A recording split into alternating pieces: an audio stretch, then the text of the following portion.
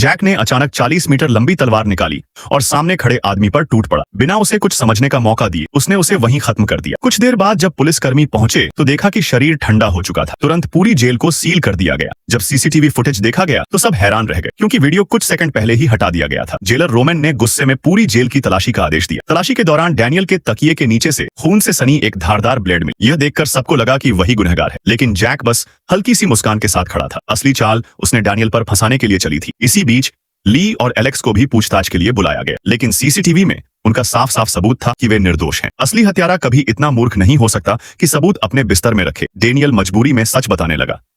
उसने बताया कि जैक जेल के खाने और सामान आने का सही समय जानता था और उसी दौरान उसने बाहर वालों से मिलकर जेल से भागने की योजना बनाई थी। असलियत यह थी कि जैक बेहद चालाक था और डेनियल का इस्तेमाल कर रहा था। कुछ समय बाद अचानक जेलर रोमन को दिल का दौरा पड़ा और उन्हें अस्पताल ले जाना पड़ा। अब जेल की कमान एलेक्स को दी गई, सुरक्षा दोगुनी कर दी गई थी, लेकिन जैक ने पहले ही सब तैयारी कर रखी थी। जब ली को शक हुआ तो उसने तुरंत एलेक्स को खबर दी। एलेक्स ने पूरी जेल की तलाशी करवाई, लेकिन कोई सुराग नहीं मिला। यहाँ तक कि खाने पीने की गाड़ियों को भी चेक किया गया। जैक बहुत चालाकी से खुद को एक कीटनाशक कंपनी के कर्मचारी जैसा दिखाकर भागने की कोशिश कर रहा था। एलेक्स ने तुरंत सभी दरवाजे बंद करवा दिए और जैक का रास्ता रोक लिया। बुरी तरह फंसे जैक ने बंदूक निकाल ली और कुछ लोगों को बंधक बना लिया। अब हालात और खतरनाक हो गए। एलेक्स झुकने को तैयार था, लेकिन तभी डेनियल, ली और एमिली ने मिलकर पता लगाया कि बंधक बनाए लोग असल में जैक के ही साथी थे। अब एलेक्स ने नकली बातचीत शुरू कर जैक को समय में उलझाए रखा और गुपचुप स्पेशल फोर्स को बुला लिया। लेकिन जैक चालाक था। उसने धमकी दी कि हर 10 मिनट में एक बंदी को मार डालेगा। माहौल तनाव से भर गया।